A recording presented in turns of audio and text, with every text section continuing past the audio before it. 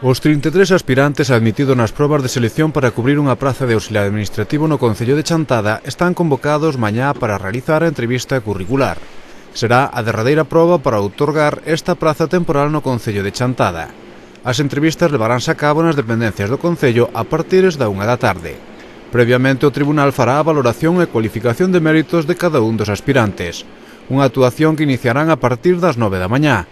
O tribunal estará composto por un presidente que neste caso será Mónica Legaspi, un secretario figura que desempeñará José Manuel Otero Castilleira e tres vocais, José Manuel Vázquez, Juan Carlos Lagos Calvo e Francisco Javier Fernández González. Pola súa banda, o venres 3 de febreiro realizaránse as entrevistas para os 7 aspirantes a cubrir a praza de arquitecto ofertada neste concello. Neste caso, o tribunal estará composto por Nadia Díaz Vázquez, que actuará de presidenta. Secretaria nomeouse a María Cristina González Satín e vocais a Santiago Mansilla, Marta Vázquez Garea e Laura Dios Blanco. Como na praza anterior, evaluaránse os méritos dos aspirantes e posteriormente faránse a entrevista curricular. Esta realizarase a partir das 12:30. Para cubrir a praza de turismo serán 3 os aspirantes que cumpren todos os requisitos exixidos pola administración local. A valoración de méritos e entrevista curricular levarase a cabo o día 7 de febreiro, realizándose esta última proba a partir das 12 da mañá.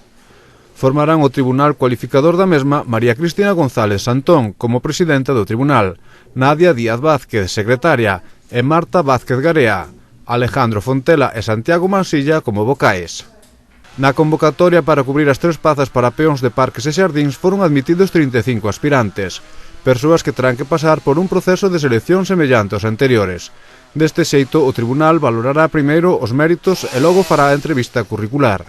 Probas que se levarán a cabo o día 8 de febreiro realizándose as entrevistas a partir da 1 da tarde. As listas definitivas de todos os aspirantes a estas plazas, así como os tribunais que os valorarán e o día que se celebrarán as entrevistas, están expostas no tabueiro de anuncios do concello. Todas as plazas teñen unha modalidade de contrato de carácter temporal por obra ou servizo determinado a xornada completa. Unha vez rematada a cualificación, os tribunais farán pública a relación de aprobados por orden de puntuación no tablón de dictos do concello, precisándose que o número de aprobados non poden superar o número de prazas vacantes convocadas. Pola súa banda, a lista definitiva de admitidos para cubrir as plazas convocadas para as escolas deportivas non foron anunciadas aínda. Recordar que se ofertaban 2 de técnicos deportivos a tempo completo, 3 monitores a media xornada e unha xornada completa. Unhas listas definitivas que, segundo fontes municipais, sairán ao longo desta semana.